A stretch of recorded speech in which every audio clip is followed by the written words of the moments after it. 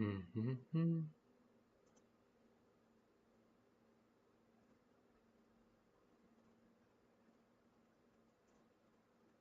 Oh.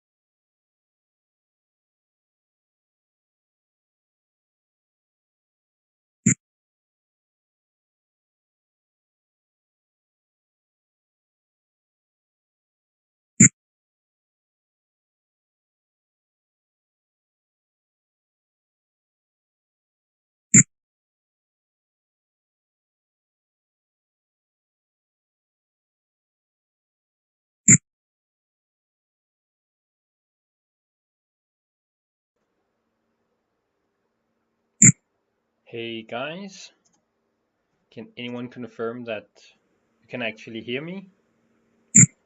Hey guys, can anyone confirm that you can actually hear me?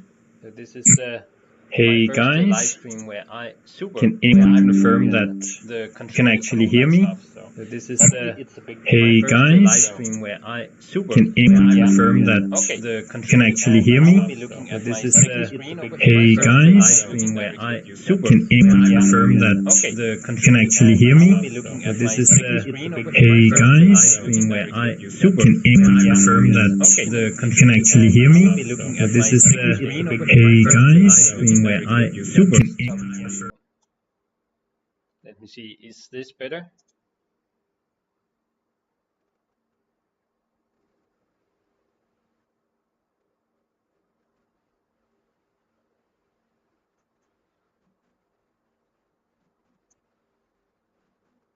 Okay, much better. Super.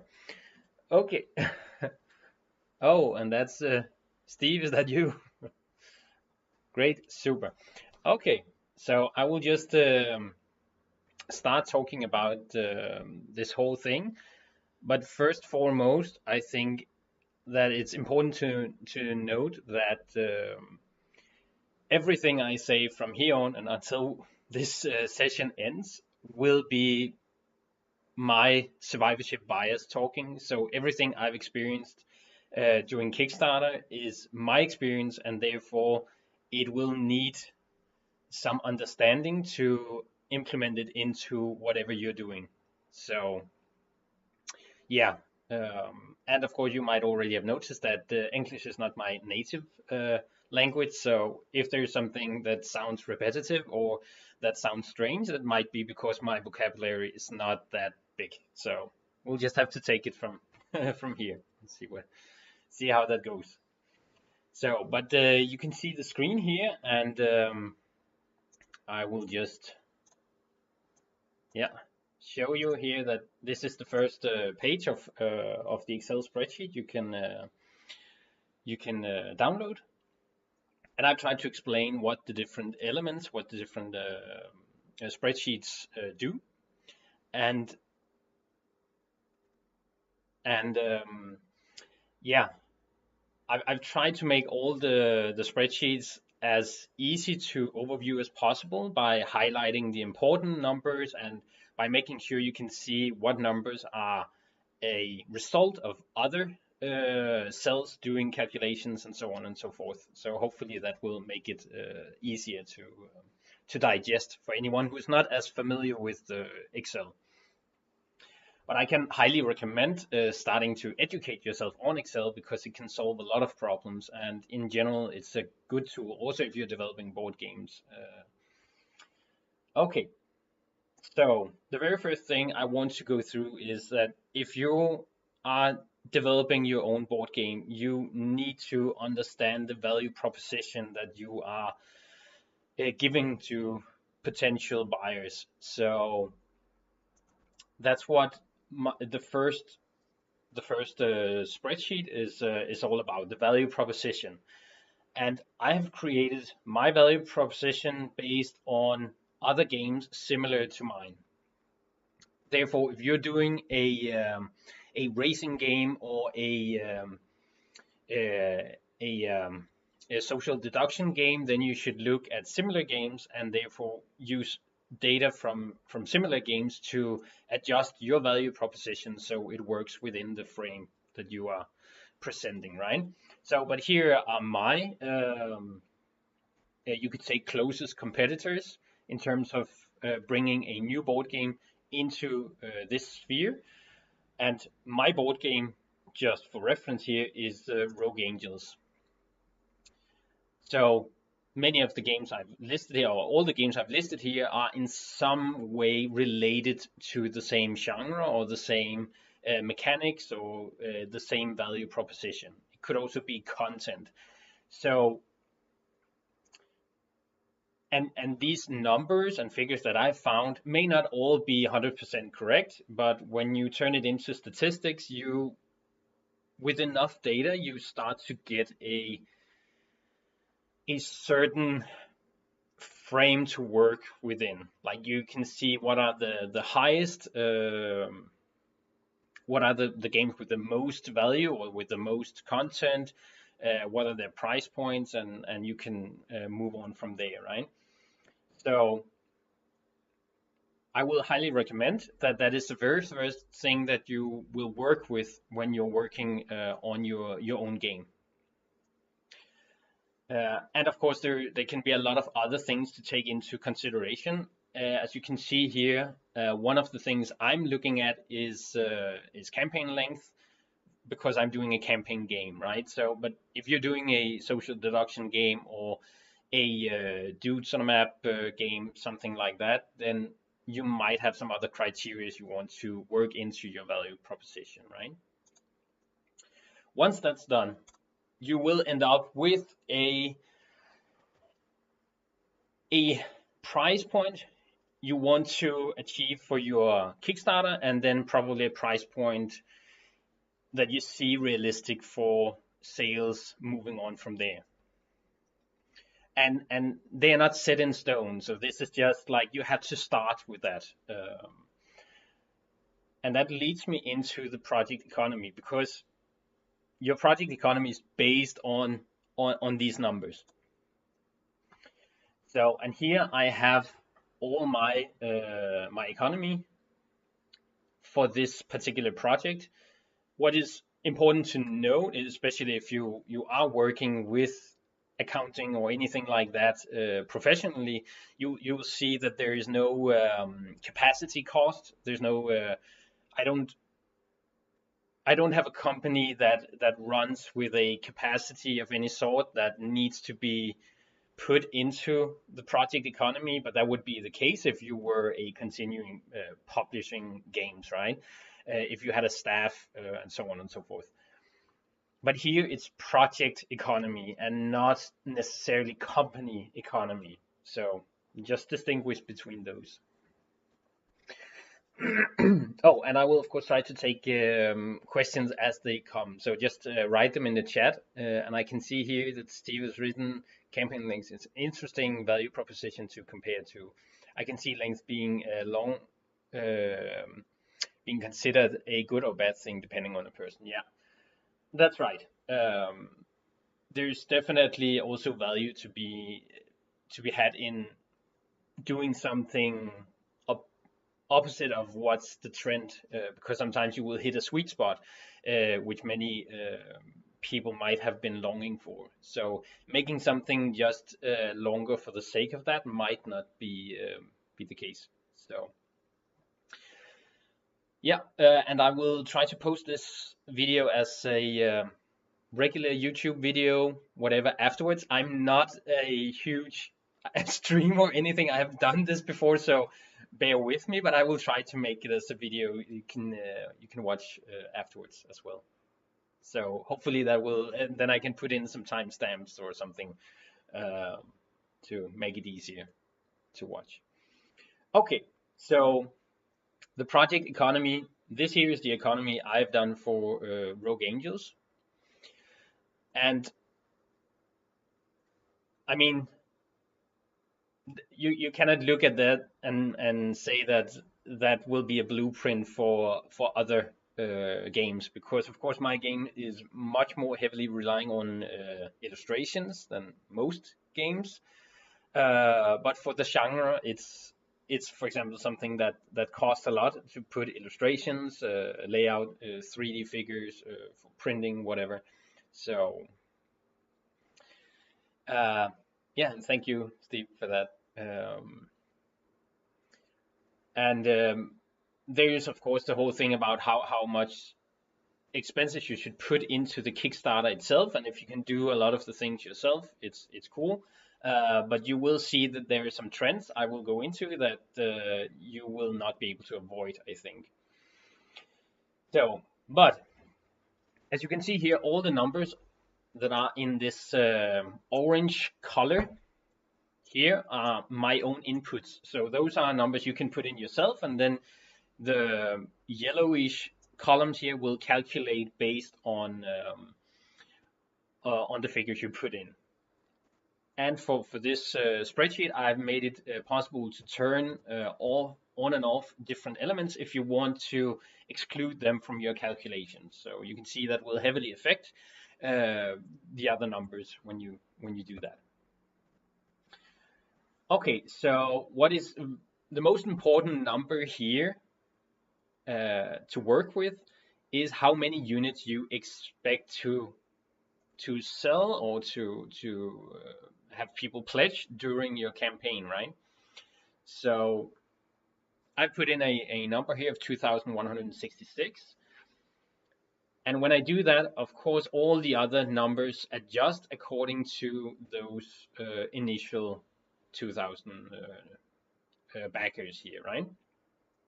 So this is the main pledge, and I only work with one pledge. I know there will be some who will just back because they love Kickstarter and maybe they know me or whatever, and some people will want to back higher or less, so on and so forth. It's all good.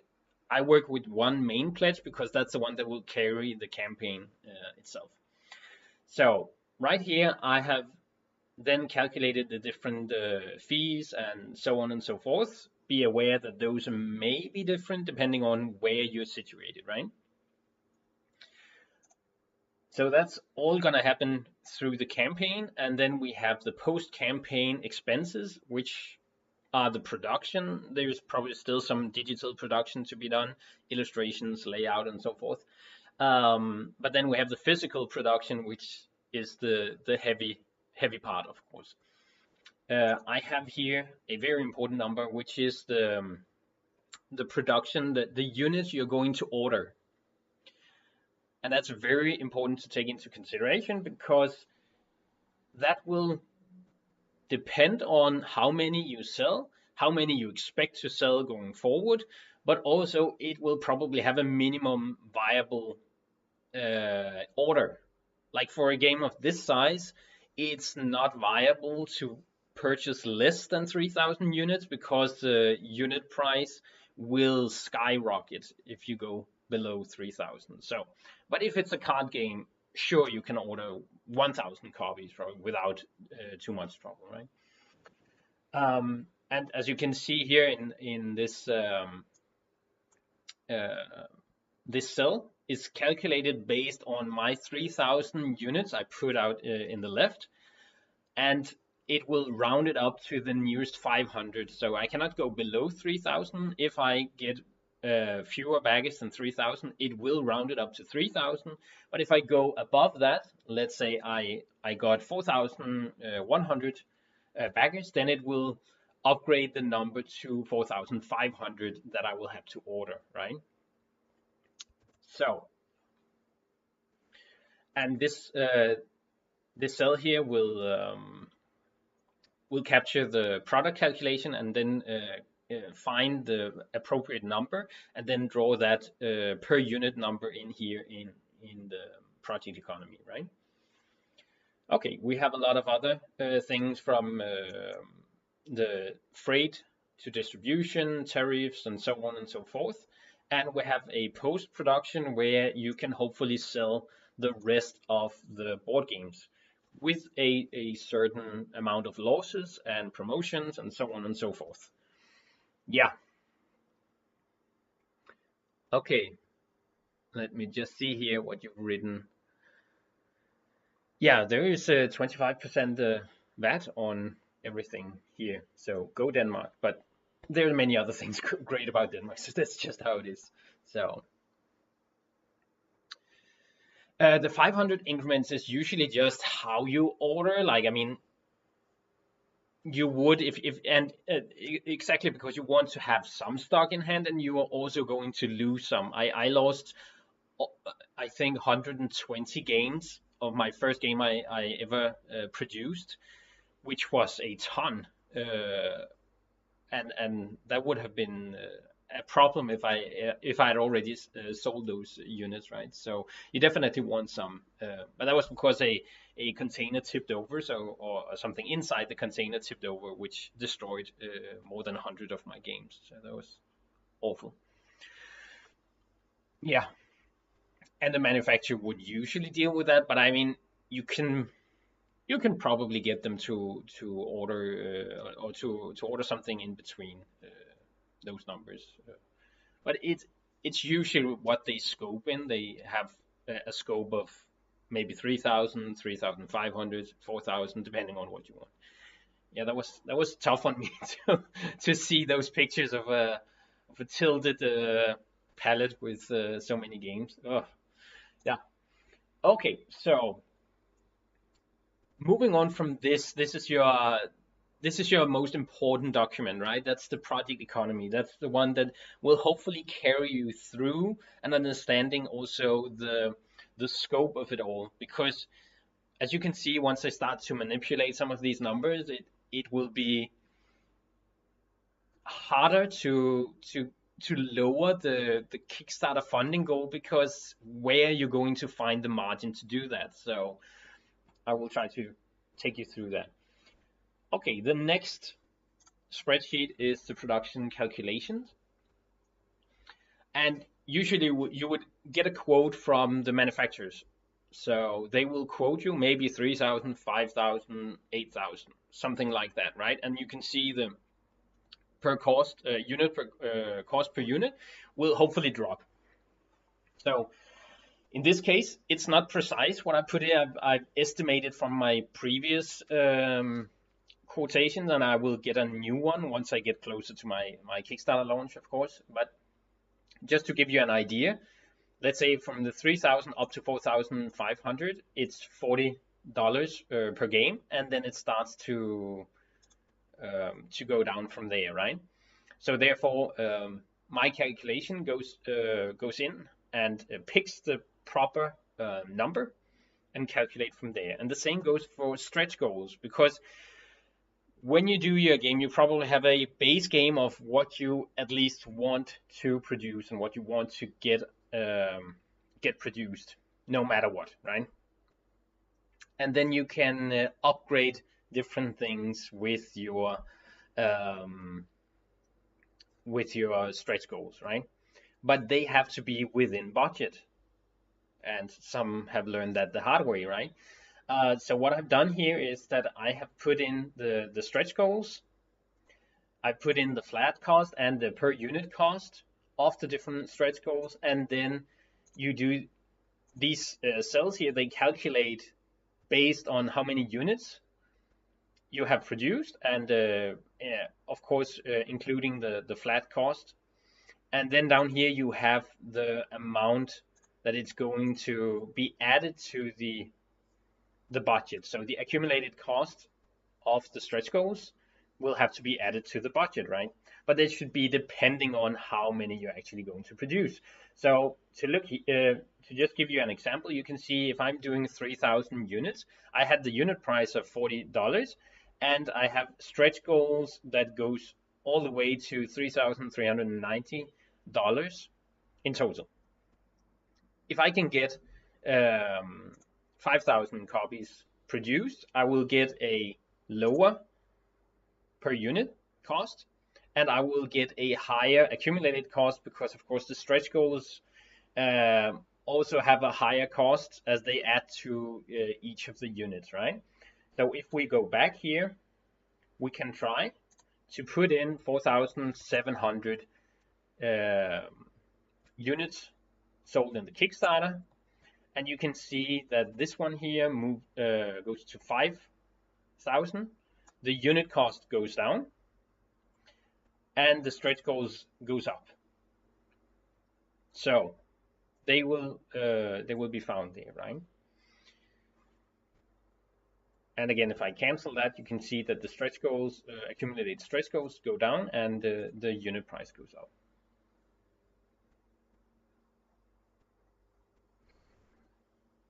Okay, a question here. For a goal like one extra character card per character, yeah. The thing is, it all depends on how each element is implemented into the final product. So one card might not be a lot, and you can add that if it fits within the sheet count you're already having to use for your final product, right? So if you can manage to do that without having to do more sheets, because you're basically just adding a card to one of the sheets that are not completely utilized, then you will not increase the cost probably at all.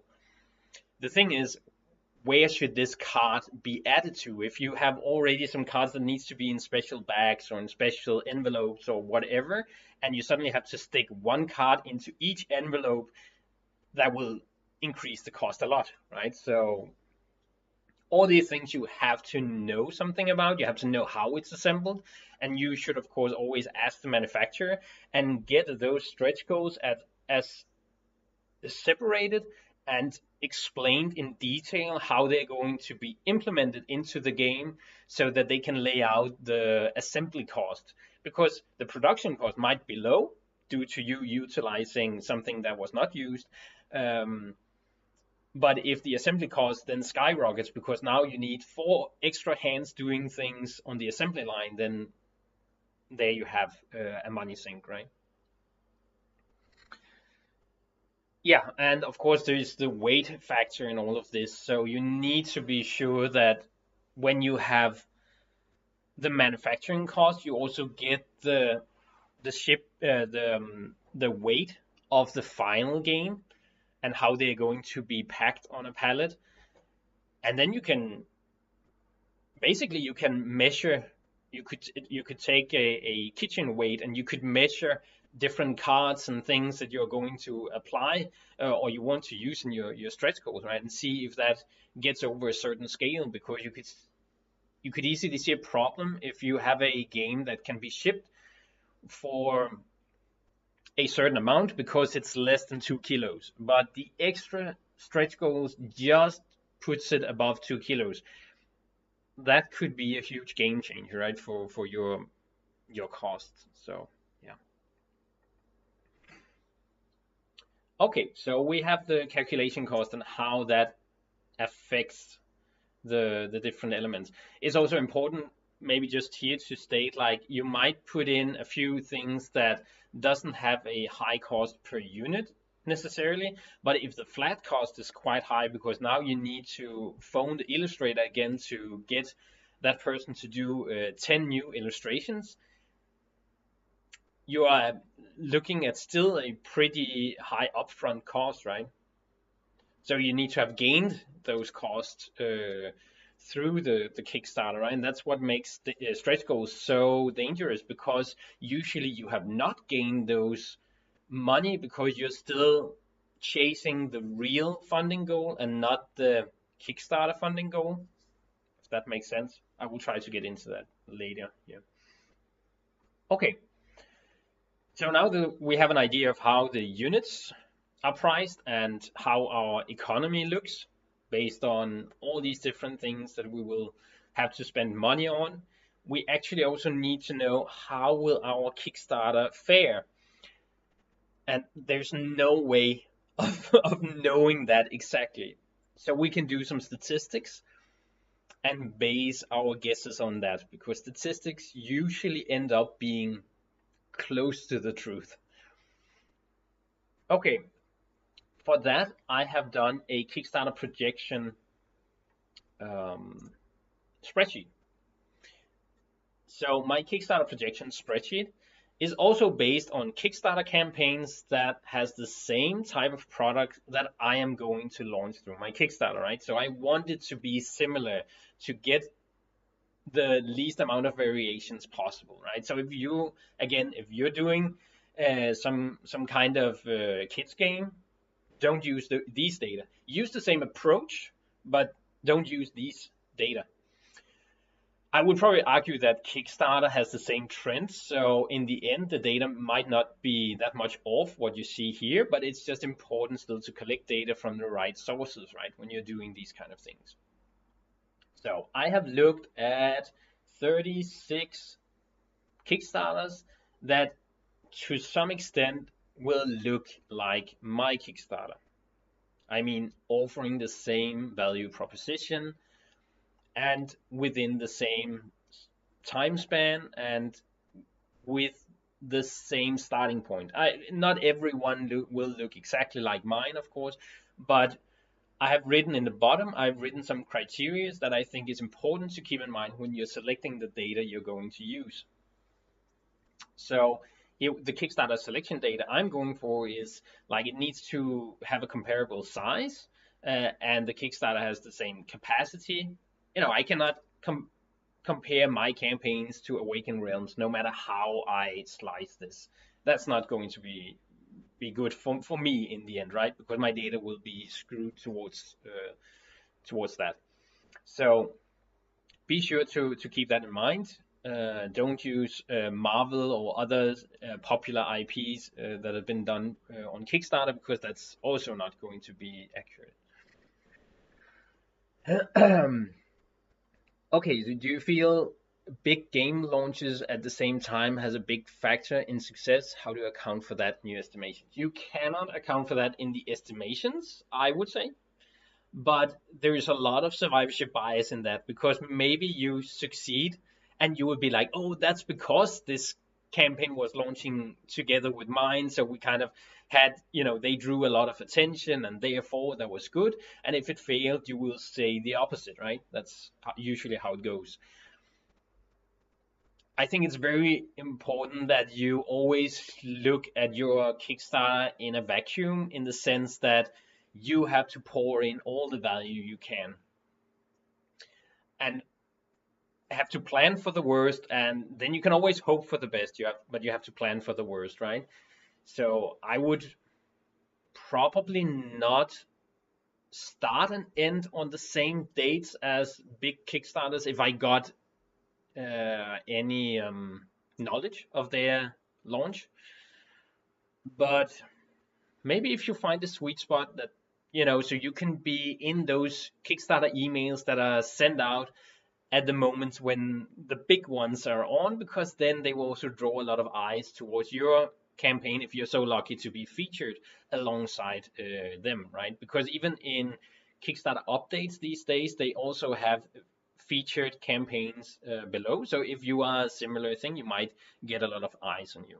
But again, that data is very hard to really get, because what people think is is not obtainable, right? You can only see what people actually do, and people might have seen your campaign and then they go through other channels and then they find your campaign, or vice versa, right? So okay, anyways, for this projection model, I've looked at all these campaigns and I've put their data in with the important data in the sides, right? These are all, every campaign has the starting dates, the first few days there, and they have the end dates. They are not all the same in length, so therefore the middle data is the least accurate and also the least interesting because not much is going on there.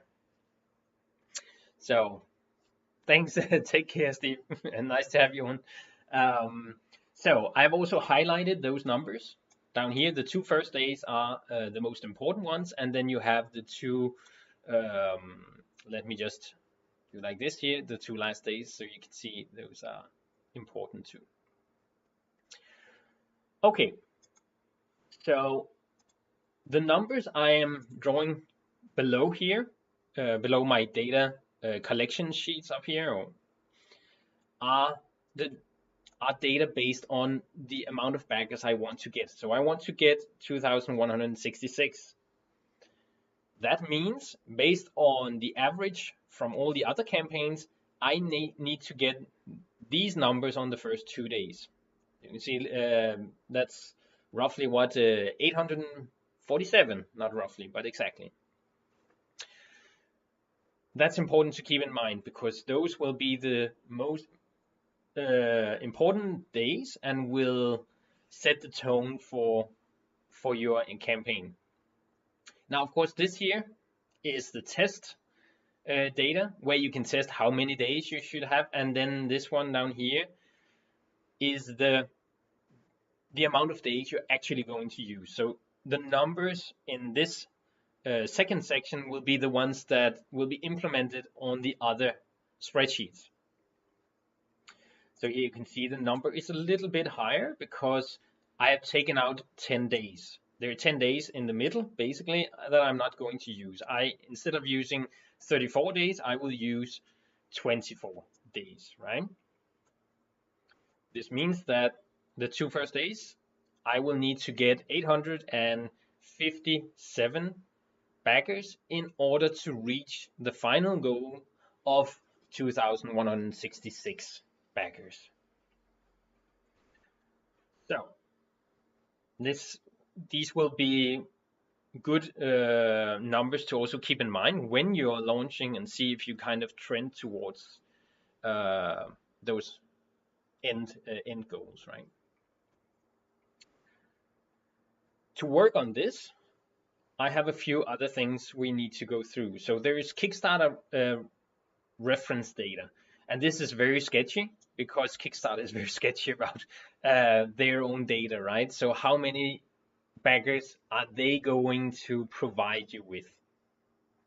I have tried to look into my own campaigns and other campaigns I've found. I've put links so you can follow up on this yourself. And in general, the more data you have, the better your estimations will be. I have adjusted for what I've seen. I have just assumed, based on the numbers, that Kickstarter will provide around 35% of the backers, the total backers of your campaign. Some will go, around. Some will come from other campaigns. Some will come from your email. It's a huge mess. And all in all, I think we end around 35%, even though Kickstarter would claim often more than 60%. That doesn't seem right. And from those 35%, I have divided them into 3 categories, which is the early referrals, so those they will provide early on, and then mid to late. In total, 100%, of course, of the 35%, but that means 20% of the 35% will be the ones you can hopefully count on for the first 2 days. But again, it's not a certainty, of course. this leads me to the most important aspect of all these Kickstarter projections, because that is how many will you be able to supply yourself, and how many will be necessary for you to buy in some regards, right? So I have put in the data I'm using. That means how many newsletter subscribers do I have, how many are currently notified on launch, and how many are from previous campaigns and stuff. And the reason why I put notify me on launch as my data, something I provide and not Kickstarter, is because if I don't point towards it during the many months up to my Kickstarter campaign, there will be none. So Kickstarter will not provide anything before my campaigns launches, right? So therefore, notify me on launch page is my responsibility. Okay, so I have all my data, and based on previous experiences and stuff, how many can I convert into backers early on, the first 2 days, and how many can I convert in total for the campaign itself, right? And again, these numbers may change depending on how well you're known in the community, how well you have treated your backers, if you have previous campaigns, how well in general you can create different engaging posts and so on and so forth. Okay, we have the Kickstarter outreach with the early references here, and then we have the total over here. And then we have perhaps some you have purchased, or in other ways reviewers that you have made possible to review your game. So some of them have to be purchased, some of them do it for free. If you're doing campaign games, One Stop Co-op Shop is definitely a go-to channel because they are just awesome guys. But Dice Tower, and you have Rado and all these other. I have a separate, in the same Kickstarter tool, there is a content creator list of almost 500 content creators. So there's plenty to look into and find the ones that match your game, right? Okay, so those you can try to do some calculations on. And again, that is very sketchy because the amount of people who actually react on a video and click the links and then go to your site and then also back your project, there's almost no way of knowing exactly how many that is. And of course, as reviewers, you want to boost those numbers. But do the backers go to their video in order to watch more of a content they've already backed, or do they provide backers to the campaign page? That's very hard to see, right? So you will have to take all those numbers with a grain of salt and go with your guts and what you feel those reviewers who do the proper heartfelt review of your game, right? Or preview of your game. Okay. All these numbers here are collected here. The thing is, you can see before that we have a paid advertisement, because in order to get the number needed, as you can see here is a number that I'm dragging from the first 2 days of my campaign, from the campaign projection, Kickstarter projection sheet, right? Those numbers here, 857, that is the total I will need. Otherwise, I will have a difference and I will not be able to make it, right? So if we go down here, we can see I have to provide 228 myself. You can see if I turn off these ads, paid ads, I will have a difference of 228. So I need to get those backers, just like I need in total to get 773, because from all I can provide and reviews can provide, just with this current setup, yours can be totally different, and mine is probably also already different than here, but bear with me. Those are the numbers I need to pay for myself. I need to find these through Meta or other it could be other ads, BGG ads. I haven't calculated on those yet, and I will probably get around to doing that at some point. But right now, we'll just say, okay, I need those 228 for the first 2 days there. That means I need 4,560 leads, because I can only convert 5% of my leads to backers in the end. So all these are calculated, so you don't have to do anything. But if you change the estimations here to 9%, then of course the paid leads go down and the backers stay the same. Those are the ones you need. But I will go with 5% here. I can convert 5% of my leads into proper backers. Okay. So, and I will just go back to the project economy, because right now I've left them out, but you can see here they're just waiting to be plugged here. So I can look into how much does it cost per lead I need to get. In total, I need to get 20,000 leads. So I will activate those. And here's what happens then, of course, because as you could see before, we could get a margin.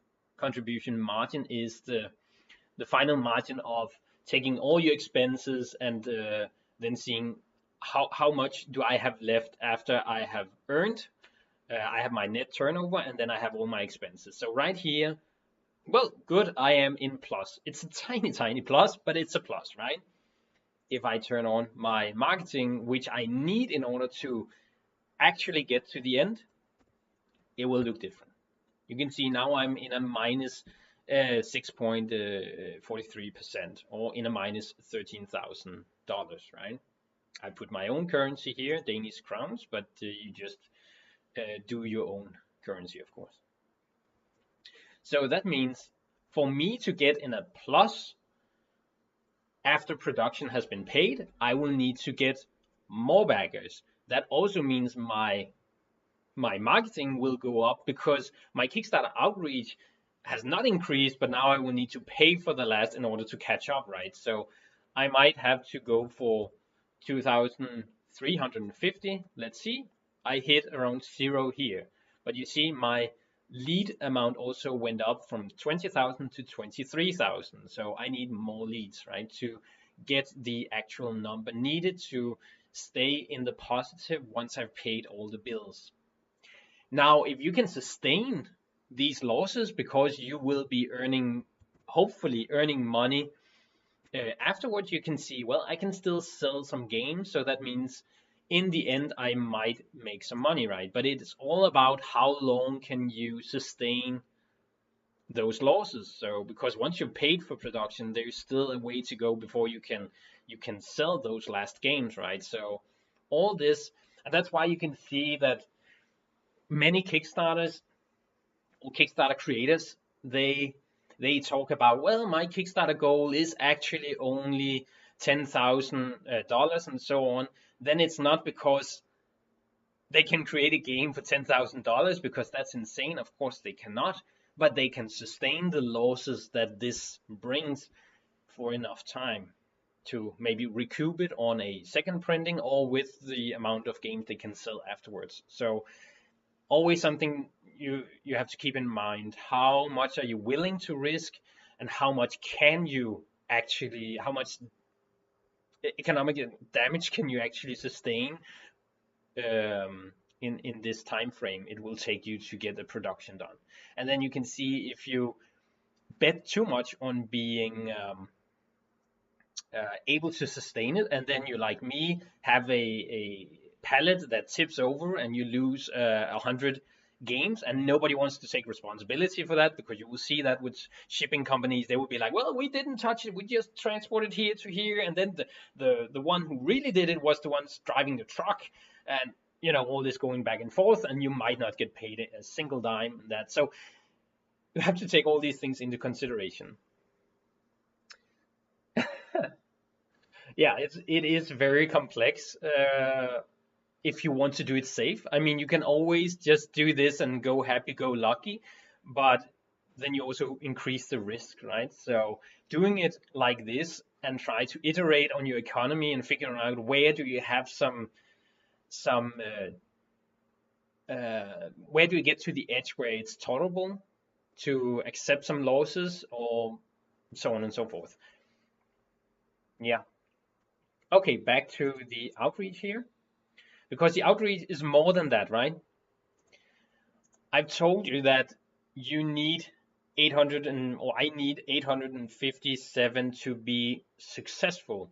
According to my Kickstarter projection, I need those the first 2 days in order to be successful if I'm going to hit the 2,166 backers afterwards, or in the end once it's completed, right? So here I have my average pledge. I have how many I should be able to reach. If I can get the 857, I should be able to get a Kickstarter funding goal of 94,000. Is that a good number? Probably not. You want to get it lower, because again, success breeds success. So the faster you can get a success, the more success you might be able to get further on in your campaign. And more people will talk about a success rather than what they should talk about, which is helping an indie developer or somebody who cannot get this into production without your help. But we are way beyond that, but that's a topic for another day. So Kickstarter funding goal, if rounded down, could be 75,000. Then you might choose, like my example here, and it may be my goal. I will have to do a lot of iterations before I get to the final, but it could be 50,000. So you have the calculations next to that here, where you can see how many backers do I actually need to get to 50,000, and how big a percentage is that of the final goal. Because my final real goal, in order to succeed, is 238,000, right? Based on my project economy. So we can let that sink in just for a second.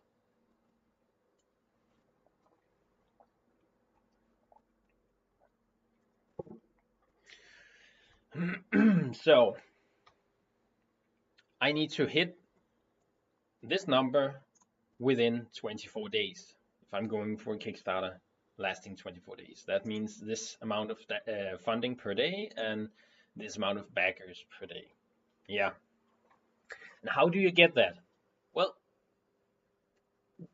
a part of that answer is the stretch goals, of course, right? Because success will breed success, and you have to understand that those who back you in the beginning have a philanthropist mindset about your game and about you. They buy into your vision. They want to be part of the build-up. They want to be part of a success and the story. But a lot of those people who come in later are a bit more cynical and actually want more for their money. And that's also why you see some people are reselling their Kickstarter as soon as they get it, because some people just resell because they maybe earn some money on backing Kickstarters. So, you know, there are many people who go into Kickstarter for different reasons, right?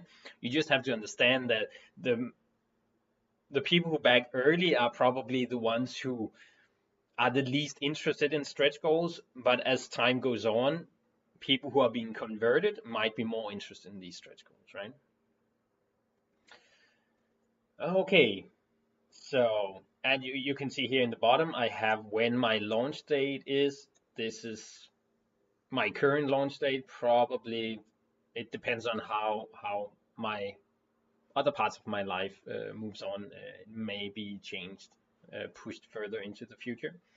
But it gives me a days until launch, it gives me some weeks until launch, and those are the ones I calculate, or I use up here to calculate my final base for how much of my outreach I have when I'm launching, right? So because my email subscribers grow with a certain strength and notified me on launch page and so on and so forth. Okay, so we have a lot of different numbers now. We have what we really need to get. We have a Kickstarter funding goal, and those need to meet, and they will have to meet with the help of stretch goals. So that's where my stretch goal spreadsheet comes into play. And you don't have to do it as calculations here. You can also just do it as you think it might work out and how it should be laid out in your campaign. The important thing is that you visualize that you have to go from 50,000, if that's the case, like me, to 238,000. A difference of 188,000, right? Okay, so I've made this stretch goal list here because it will showcase how many days you have to reach these numbers. And you want a green number before you hit a red date, because otherwise you will not get the numbers you're needing before the time is over for your Kickstarter campaign, right? So, and here I'm using just a feature to round up and also take into consideration I might have some stretch goals that will be changed depending on how well my campaign is going. You should never reveal all your stretch goals, of course. That would be strange because it would look like a failure if you don't hit them, and it like lost potential, and it will also just create a lot of clutter on your page to begin with. First, you need to, have emphasis on what people are getting and then slowly reveal as you move on, right? So here are my steps up to the 238,000. That's the most important number for me. All these things are drawn from my production calculation, the one we went through before. The thing is that here I actually have a number that will only be activated if I have not hit the 238,000. So this number here is not activated, and therefore when I go into production calculation here, you can see that number is not activated, and therefore any numbers here will not be included in the accumulated cost of stretch goals. So by using these together, you make sure only to calculate on what is actually achieved. Should you go way beyond that, you might want to change this feature because you want to actually make sure that you have all your calculations, accumulated calculations for your stretch goals in your spreadsheet, because again, stretch goals can outgrow your per unit calculation and therefore eat up your margin, and in the end cost you more money than you have expected, and therefore you could end up not having a viable production and campaign in the end, right? So that's how stretch goals can kill your campaign.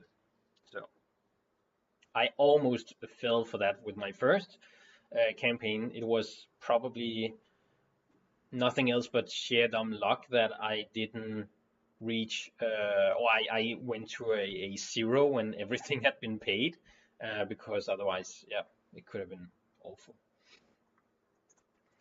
Okay, so these things you have to keep a close eye on, and also figure out what can you add to your campaign that will not completely ruin it and still make for a significant impact on the experience, right? Or the final product. It could be upgrade of cards, upgrade of different finishes for your boxes, and whatever you might find interesting, right? Or for valuable for customers, right? Yeah, and that leads us back to the project economy, because everything leads back to this spreadsheet. Once you have your stretch goal calculations and how many is going to be added to your production, you can see how the cost will climb slowly but steadily climb, and then you can figure out how much are you willing to pay and how much can you pay upfront. One thing to keep in mind is that everything up here is paid before or during your campaign. So if you cannot sustain in my case here, $22,000, then you probably don't have a campaign in my instance here, right? Then there's a whole argument, is that indie? No, not really, right? But that's another thing.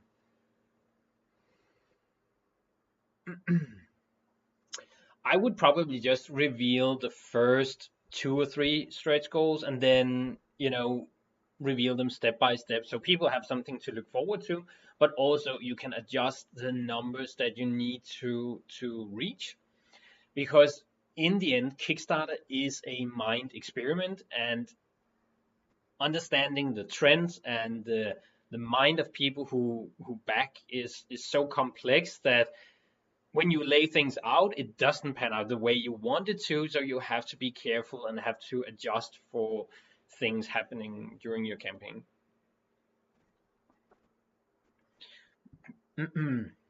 So that's why you have to reveal them a little by little, right? Yeah, and that kind of sums up my spreadsheets here. There's a lot of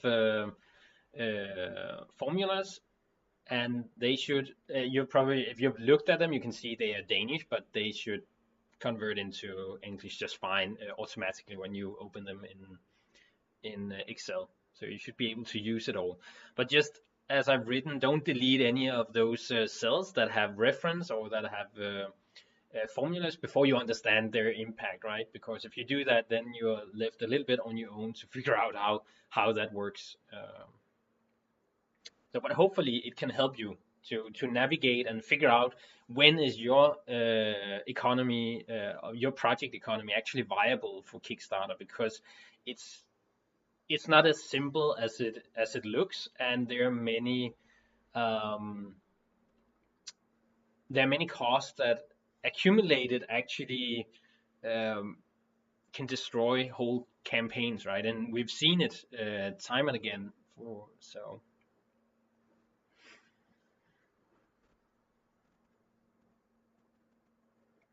Yeah, from a marketing perspective, you could say anytime you have a dollar that you spend on marketing that brings you a dollar, it's good.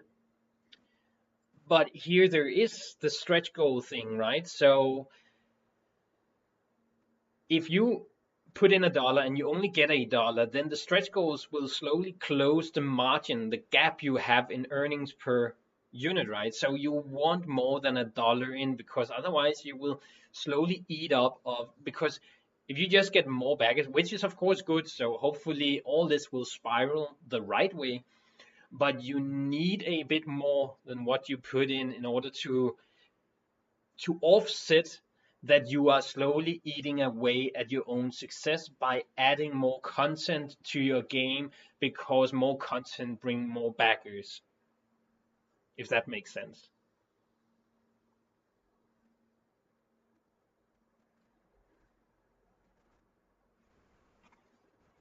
So and again, that's not even taking in the shipping and all these other things. That's just production costs, right? But we have all these other elements like shipping, and we're working with 2 different shippings, right? Because I'm only talking about freight to distribution, because that's on you.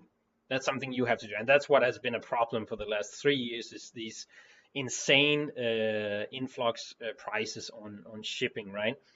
It should be much better now. So, but still, it's a thing you have to take into consideration, because you cannot foresee the future, and if you're producing something, it's realistic to say it will take you at least 9 months from you produce something to you have it in hand. So that's a long time, and in that time, somebody could invade another country. Who knows?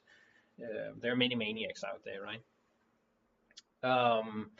So therefore, it's shipping, it's freight from manufacturer to distribution. That's the thing you have to calculate in here. I'm not talking about final shipping, because I would always recommend that you do this through a pledge manager of some sort, or at least you take that part separately, and Kickstarters can pay for that in a sense that, you know, it's all different. Like people come from so various geographical locations that they could not pay the same. Like a flat cost on shipping is suicidal for creators, right?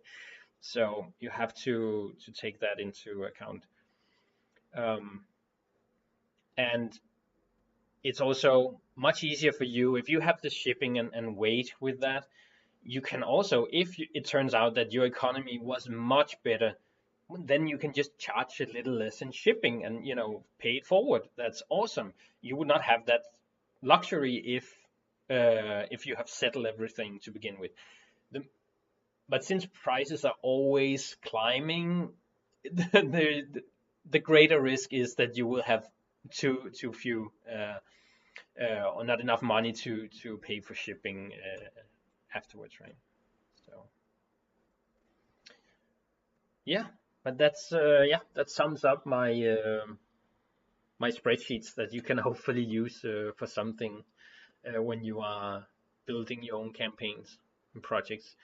Any other questions, then please let me know, and I will also happily do this another time to go through other specifics and in general helps people through if possible. So I will just say thank you for now, and thank you for staying with me. I hope it was interesting. So you take care out there and have a great weekend. So thanks. Bye bye.